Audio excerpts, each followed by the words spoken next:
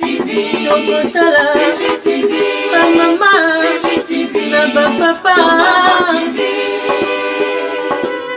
Michel Mayabou, CGTV, CGTV, Africa, CGTV, Europa.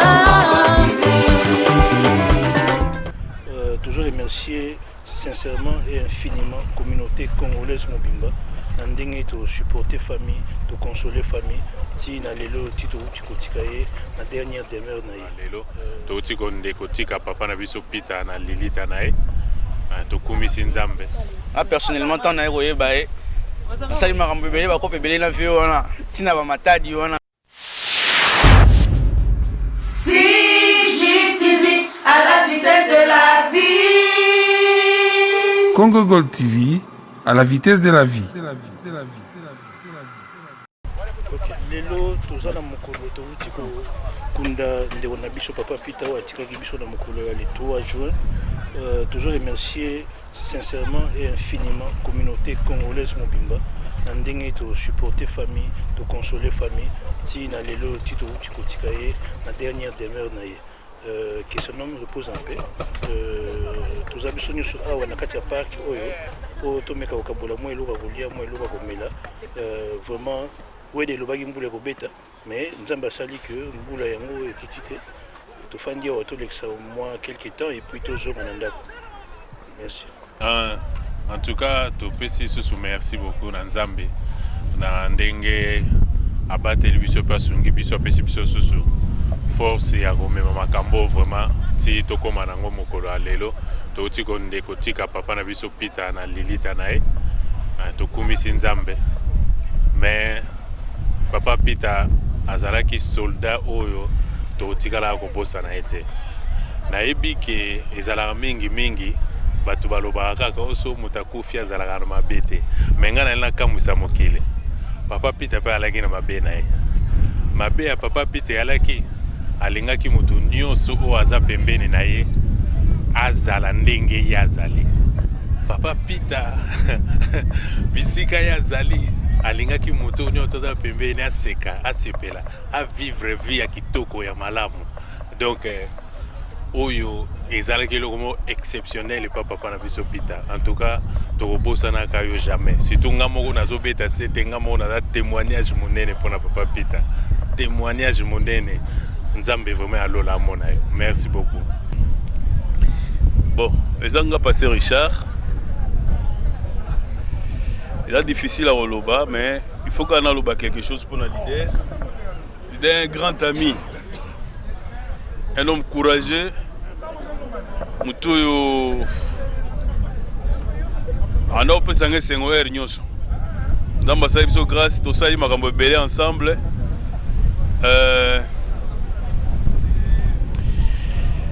2017 ici toké Congo, 2018 2020 tozali na Congo banda janvier to passé tellement bien presque 2 mois que Matadi tozongi un homme de foi. Il a vraiment démontré que on a croire toujours dans Nzambe na ye. Départ les qui choc. Mais quand ndenge to Paul Azoloba, faut toujours une espérance que to lobby on a to monana et pas en colo. Nous ne pleurons pas comme le païen, mais nous pleurons comme bateau baebi nzambe. Tika nzamba zoka lokumu. Leader. Leader Moutunoyo, hein? Moutunoyo pasteur Richard. Bon, et tika la main mouké hein pour passer au Kinde. So continuer toujours matanga, tozana na matanga la biso jusqu'à ce que nzamba sa biso grâce. Mon poto na et longwa na maman Feza na moi na ngareza. Le Seigneur a donné, il a repris. Ce qui est plus important, c'est que mon frère Azopé Manakimia, parce qu'il a connu le Seigneur et il a servi le Seigneur pendant son temps. ezali pasi mingi pasi oyo zwi biso lisusu na kati ya libota na biso na Newcastle. Tote kobungisa ndeko Chantal lelo tobungisi ndeko Peter ya koloba penza eza te parce que toza éprouvé et que ezali période mabe tondeli penza ndenge sengelaki tolela ye te mais nzambe azwa molimo na ye reza na mama feza ozala na nzoto makasi to soutenir bino tina suka tozala na bino ti eza pour la victoire déjà famille tokoki kokabwana te nzambe akamboli biso na Peter mais biso bato tikali tosungana tozala nzoto makasi. C'est tout ce que je peux dire pour le moment. Merci. Ok, lelo eza mokolo tokuti kutika wa biso ndeko ezaki pasi mingi komona moto tufai na ye mbula mingi awa na ndenge abelaki na ndenge atiki biso na ndenge touti kotika ye na ndenge pe ebele tuye tulakisi bolingo na biso touti bisika na bisika tuye po tulakisa bolingo na famille pe epai na biso moko lisusu. Bon mingi eza penda ya koloba te eza kaka regret ya makasi ke ndeko na biso atiki biso. Bon toko se soutenir ka ndenge tomesana comme ça total kaka oyo à venir et bomber le biso ya okande na bakona moko. Merci. Et oza moi pasi na loba mokola Peter nazali pasteur oyo ayambaki Peter na mboko oyo moto aliboso e lelo yo toye kotika ye awa Peter maloba ezosanga nga mpona koloba me natikali na souvenir moko ya monene voiture oyo naza nango sikoyo nazalaka na voiture te nake pa na ye ayebisinga pasteur zwa motuka kende nango okozonga ofutanga mokolo kolinga yo oza pasteur na nga. Peter était quelqu'un qui me servait, qui me respectait comme son pasteur na tango nyonso aza mutu oyo même so kaza na kati ya taxi et que naza na problème ke naza na eposa akobisanga pasteur tika na déposer client na zoya akokata musala ye. Bon en tout cas pe mana boboto eza mokili na biso nyonso tokokende ka nzela biso nyonso kokende ngwana nzamba pambola ye aza na ye elongo. Amen. Ya mingi ya kolobeza po na ndeko tangu na ye na mboka oyo na Angleterre esika na komaki 2 jours après na kei kotambusa makambo ndenge ezalaka na hotel batindinga na Newcastle na yebisi bandeko wana ke batindinga na Newcastle balobi te toza na mutu mona biso Peters na komi Newcastle na ke na église kotala mutu natali toyebani te apesi ngambo te boni ngape na lubi bien première fois deuxième fois troisième fois sans koyeba na esprit na oka Peters tito kutana to sololi to zande ko tangu nyosa za ekolo nga ke ndeko ozande konanga ozande konanga. C'est un frère pour moi oyakei eza passe en tant que bana na nzambe na kolela kaka na loyembo po ya mingi ya kolobezali me loyembo kaka mbokeza lilikolo na nzambe mpona bango balingi mpeye bango mpe bakoyokaka Yesu mpo basaleli ye awase mboka ye mboka Yesu bakeise konie mboka Yesu bakobika na bomoi na ye Peter ke na mboka Yesu akobika na bomoi na Yesu tokomonana. Amen. Ouais. Vraiment, eza mawa eza pasi lelo tokutani awa lelo za le 27 juin 2020 oyo toyaki ko honorer mémoire ya ndeko na biso Peter vraiment naza na témoignage ebele mpona ndeko na biso Peter nayeba ye kala donc soki eza na bato nakokumisa na Newcastle Peter aza parmi bato oyo na kokumisa vraiment koperdre Peter eza eloko moko pasi. Peter a aidé beaucoup de gens awa na Newcastle mais omoni nde makambo yango ezalaka nzambe moto apesaka nzambe moto azwaka donc Dieu a décidé que ekomi ntango ya Peter atika biso akende donc ezaka lokola nde tozalaka ta biso ezotambola bare na bare oyo akomi na re na ye akiti bato mosusu bacontinue akomi na re na ye akiti donc aya ndenge wana donc Peter akei susi makasi otikali nango mais tosenga nzambe asunga kaka madame na yo atiki na mwana apesa bango makasi parce eza choc moko oyo ekozala pasi mpo babosa nango mais nzambe asunga ye molimo na ye mpe manakimi abisika azali mpona malamu nyonso to oyo asala ebele na kata mboka oyo nzambe azala na ye bisika azali oyo tokoki kolobaka yango wana epuis toremercie lisusu communauté na befort baza kosala mpona baorganisation ya bamakambo ezolekana kata ya Newcastle vraiment nzambe apesa bango su mayele ebele mpona kocontinue kokamba communauté ndenge baza kokamba yango vraiment mwa moke nazali nango ya koloba yango wana. Merci beaucoup Pasteur Richard pour la mosala pe kitoko oza kosala na kata Newcastle. Merci beaucoup. katikati ya bana na ngai baya nyonso bakei bazotikela kaka bana nzambe apambola bakomaza bana na ngai sikolo bakende liboso en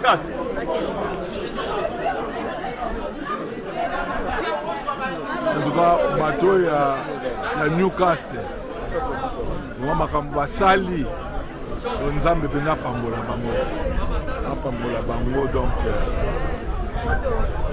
ekoti nga na motema donc naza eloko ya kofuta bango te nzambe oyo asala biso afutela nga bango kwa c'est ça.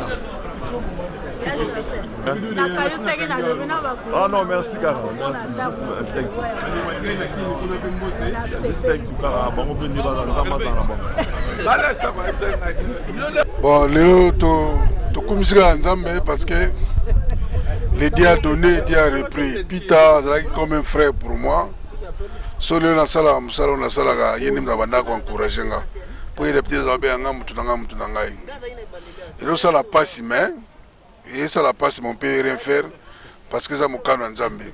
Et c'est ngolanga zaka moko il y a que Pita kufri kwa chrétien. Donc pour nous les chrétiens, liwa eza bénéfice. Nde sengolanga yangwana ki ndeko akufri kwa chrétien na ebiki na milito place azali apemi na kimia. Et ça la passe mais comme des chrétiens to kumisaka Nzambe. Merci beaucoup. Je bénis Dieu pour ce moment, je bénis Dieu parce que c'est sa volonté, nous l'acceptons. I bless God because I worship God because He did this. I know He's resting now, Dad is resting. That's for sure, He's in heaven, He's rejoicing. I remember before He died, it was like, Priscilla, you need to come and see me more. I didn't know that was the last day I needed to spend with him. But I'm glad I spent those days. I'm glad I prayed for him because where he is in a better place. So I want him to rest in peace. And I just want the peace of God to reign in the family. I want the Holy Spirit to help us. So I just want to glorify God for everything. Thank God for everything. I thank God for everything. It's very emotional, but yet we thank God for the grace of mon dad dans la last moment. Et Isaki, moi, je suis très émotion, c'est parce que les attentes après ça qui finit ma casse, Banzambe. Donc vivre, very close to God. Et c'est un peu marqué tout le monde. Parce que les autres là, mais something inside, deep inside. et rassurer ceux que non, à ce qu'il y a bien. Il y a des gens qui ont crédit, mais il y a sans fait vivre, comme il y a des gens qui sont very close. Et avant, quelques jours, quelques semaines avant Koufa, il y a quelqu'un qui a dit que tu n'attends pas Koufa, on est vraiment ready. Koufa na Kenya, la personne a dit que c'est mon aïe, donc elle a dit que bébé, on a la vision artistique. Donc, I thank God. And the things I'm asking for Sally, parce que everything I said like toujours good. So he did the good thing for him. The second Sally, and an open, and the latte is always suited, up some mighty done, and a peace and a glory. So thanks so much. Bon, vraiment tout ça pour nous sanguer mawa. Ya ko bungu ya biso yaya ndeko grand frère Peter la qui est très cher pour na biso. Vraiment non c'est la famille nae, moi na madame nae. Azala makasi parce que liwa ezandela biso nyonso le autre mukolo nae akishna nae alors biso ototikali pe tozira mukolo totika bozo mokilio et loko la onsenga so bandeko to monani en tout cas c'est mingi comme la communauté ne sangani pona kolela biso ndeko en tout cas na osenga makamba boyeti la pona matanga te tokutana chaque temps surtout pona kosala ezali bombo moko ya communauté Newcastle en tout cas na minga lobate. Merci beaucoup. Je assister grand frère Nabiso Peter. On a un modèle pour Nabiso Balé qui est dans le Newcastle. On a pas cinéma pour la famille, mais famille ami Balé, nous avons pas fait ça qui est Biso communauté. Azagi ya malamu ya laksa exemple. Biso ba auto tikali, tous azagi fidé na communauté na Biso to kendi Biso. Grand frère, oza Biso Togo ça n'a jamais na Newcastle. Na union sociale pour la communauté na yo. Tous ensemble et puis les qui ont tiré sur na maman, tous toujours na ba ensemble. Nzamba yamba mulimo na yo. Pesa ba o ba procéder biso liboso bambote. On est ensemble. Merci beaucoup pour la communauté et puis la famille tous ensemble. Merci naza vraiment la émotion nazo. Merci beaucoup. Oui. Tozali awa po ndeko babi sango tozwa ki a vers biso ya na biso ndeko na biso Peter oyo azalaki moto abatu le ezalaki mokolo ya enterrement na ye tokuti cimetière toto kunda ye siko nde toye awa pour ensemble bon eza mwa pasi mingi kozanga moto bozalaki na ye ensemble lelo atiki bino esalaka pasi ya komona bolingo oyo tozalaka nango toye kozala ensemble po tokanisa ndeko na biso. En tout cas vraiment mes condoléances à tout le monde. Donc nous avons fait ce comme Makasi, puis Molingo nae et Pema na Kimia Bisika Azali. Merci beaucoup Yangon Kamran Angoloba. En tout cas, tu veux passer ma condoléance à Bisso, la famille à Papa na Bisso Peter.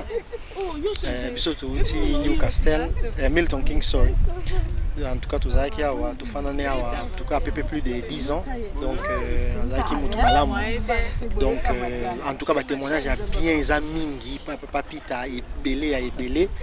Donc naebi telo non le en tout cas pour na mama feza nzambe kaka sunga nzambe pesa makasi ndenge toloba na mukili ke nzambe mutapesa ki nzambe mutazui to wi ke zanzela ya biso nyonso mais vraiment muli moneki ni pe mana kimia. Donc mutu mo azalaki bien na batu tout donc vraiment biso na bamboka na biso musika tozali to hésita quitter to sali vraiment fort tout ça la ba distance wa koya pour na vraiment koya ko honorer pour la toute dernière fois en tout cas mémoire ya papa na biso Peter. En tout cas nzambe apambola libota batikali mama feza na batu nyonso en tout cas nzambe ya tika ko pambola bino vraiment to biki zata mo ya pasi mais nzambe akosunga asalita na ye na mukili siko akeni kopema na kimia vraiment ça vraiment de tout cœur. Merci beaucoup. Merci.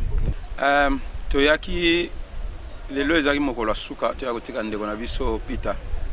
Tona pasi mingi na motema. Newcastle eza nango kaka volonté nzambe ya minga kolobeza te. Tosenga kaka nzambe abatela famille mwasi na mwana batikali toza ensemble toko soutenir ka bango communauté ezali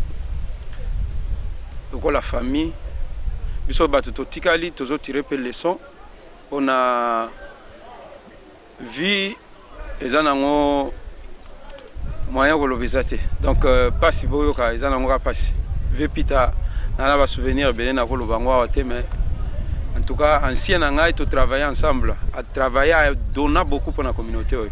Yango ensemble communauté kotika ete toza wana aza inoubliable gravé na ba mémoire na biso. En tout cas merci beaucoup. En tout cas nasepeli ndenge toye awa toye ko pesa dernier demeure ya Papa Pita, ça un ami, un frère, ça fait longtemps. Par notre surprise, que Nzamba Zouaka, Nzamba Pesa Zouaka. Donc, accueilli, Toto Tikaye Lelo, Yango, Tokutania Namande comme Soussou, Tokona Kala, on partage un peu ce qu'on a, et puis Moutamta Kenanda Kune, dit à Makambo Tozanango Lelo, Yaba. Corona, moyen tous à la mingi, bison chez Sikamo réalité. Donc, on invite 20 personnes, quelque part 10 personnes, donc 1 mètre, 2 mètres. Moyen tous à la net, tous à qui avant, les alités, mais la mesure de prudence, pour nous battre là, nous autres, on a biso battu, on a malade, de respecter les droits, on a bien non, on biso. Dans l'ensemble, on est là, et puis Nzambe abattre la biso, et puis abattre la famille, au Batikali, c'est un peu ça, au Nagoroloba. Respect trop pour la dernière demeure à Papa Pita. Merci beaucoup. Là, Kevin, naza neve à Papa Pétes. Bon, Nzamba azui bon nae. Mais Torobo ça n'a pas été. Biso ba neve na toza awa. To continue toujours legacy nae. Ndenge ya linga biso wa bana na toza là. Et to make you proud.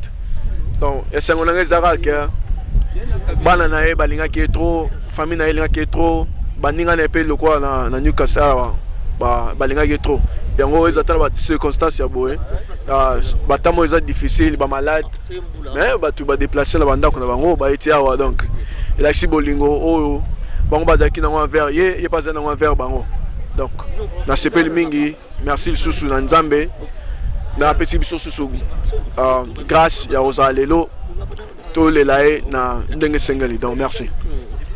Il a passé, il a mawa. Mais bon, voilà, Dieu a donné, il a repris. Vepita Zagi a biso Zagi Moutabatu. Donc je pense que l'image est témoigner. Moutamte à Malamu, population balélie, famille balélie. Donc, mingi a bezate. Zagi Moutoumou bien avant d'aller dans la bâtiment surtout. Moi personnellement, tant d'ailleurs, je vais ça m'a rembobélé, je vais belé la vie.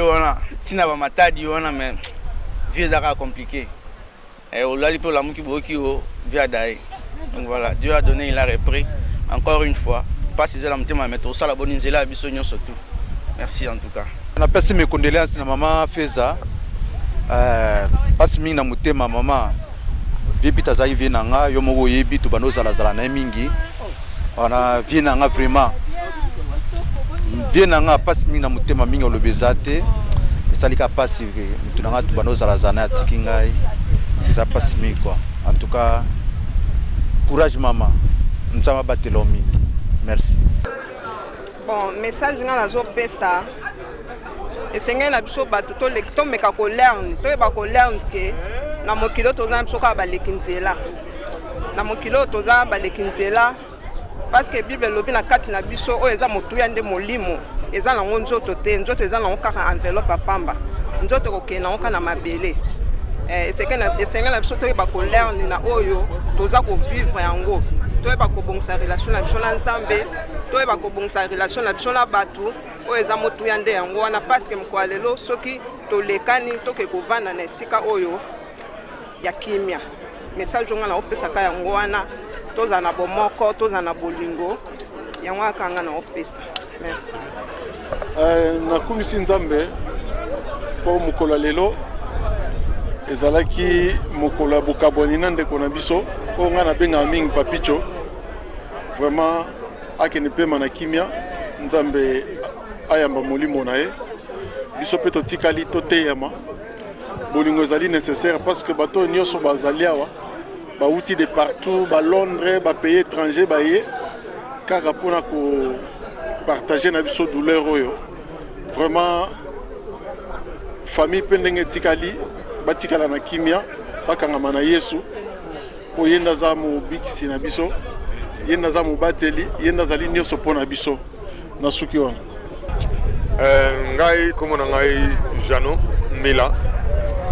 Bon, vraiment ezana pasi na motema ndenge toza koloba boye nalingai kutu nasala déclaration te, mais bon ouais, c'est parce qu'il fallait le faire, je le fais quand même.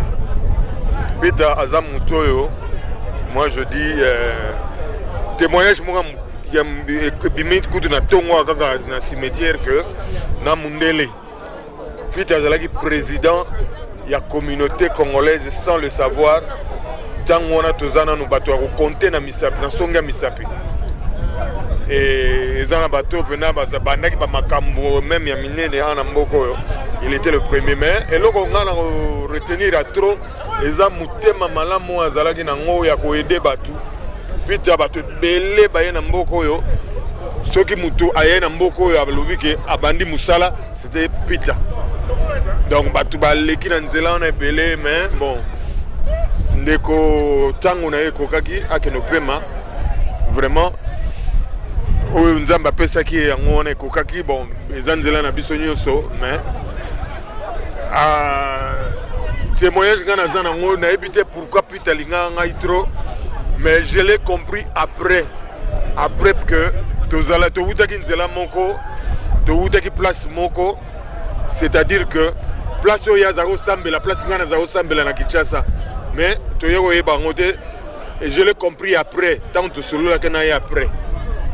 Mais eloko ezali kaka ya suka ezali ke molimo ne pema na kimia, il avait confessé le Seigneur Jésus-Christ et que en tant que tel nayebi ke na retour à Christ na bema tokokuta na lisusu qui repose en paix, que son âme repose en paix. En tout cas, c'est tout ce que j'avais à dire. Na wuti musika na ye pona Peter papa Peter molimo na yo vraiment nzambo ya kela likolo na se ayamba yo na kimia nyonso. Donc yo place ozali yebake toza reconnaissant na makambo nyonso oyo tosalela biso na mutema. Tosengi nzambe ayokela yo mawana babolamu po bamabosala eza mokeme babolamu leke bele koloba mingi boye eza pasi na mutema, kasi kombo na yo na biso bato totikali tokokontinue kotatola yo po malamu elanda yo esika ozali. Peter na mutema bolingo na yo pesa famille etikali makasi yo moko pe place ozali ozala na makasi na communauté ndenge otikali ta ndenge bato touti mosika toye mpona olela yo, mais esengo na biso ezali kaka ke malamu na yo nde epesi biso esengo ke ton âme repose en paix. Pas c'est l'équipe, papa. Pas c'est l'équipe. Moi, on le voit. Papa, puis tu vas souvenir à bien ça et belé. Pas c'est l'équipe. Pas c'est l'équipe. À jamais dans nos cœurs, papa. Ok, malade. Mon thème et l'équipe passe.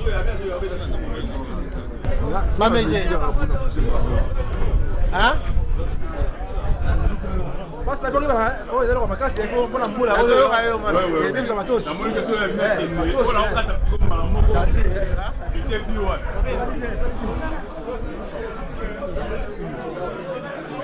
tingi sio pata na bilini mas photo déjà il on passe pour le bel mon nuance ouais mais déjà on a fait d'abord mais wana bana bango sengo mingi ndenge makambo nyonso eleki toye kotika ndeko na biso na ndako na suka nzambe apamboli bandeko basungi likambo eleki kitoko ye akei na kimia biso mpe totikala na kimia mpe bolingo oyo balakisi na bandeko nyonso tokontinue yango ndenge wana ti na suka.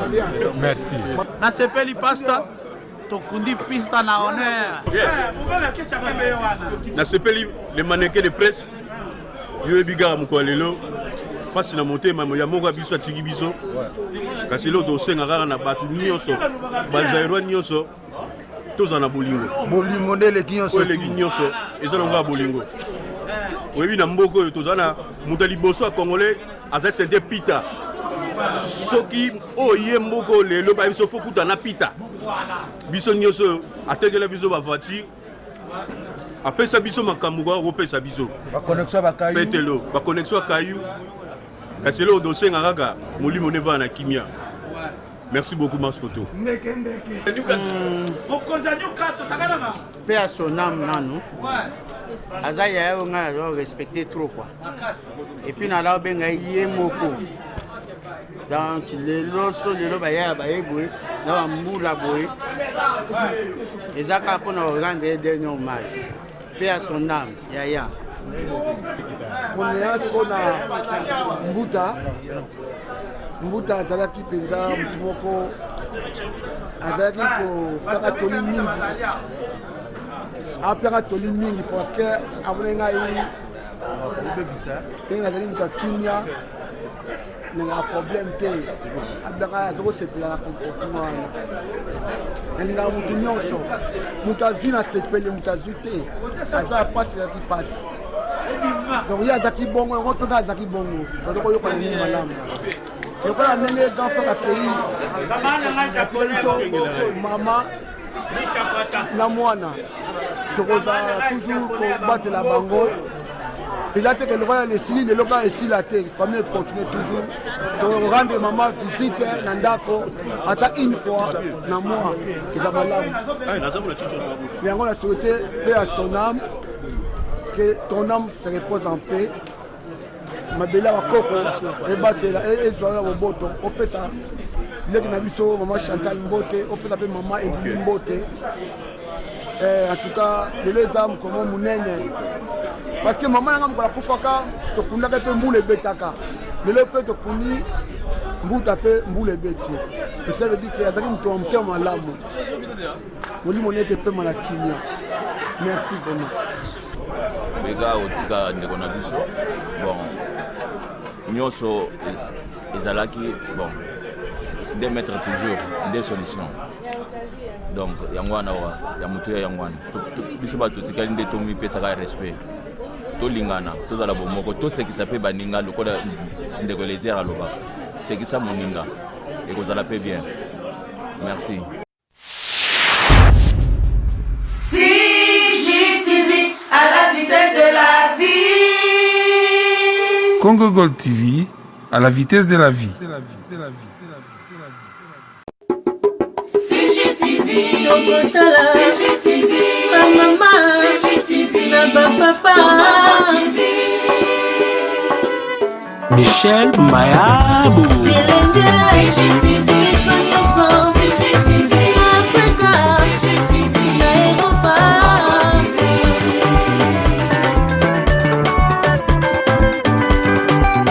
Ba émission ya kitoko culturel, politique, religieuse. CGTV, Tokotala, ba mama, na ba papa.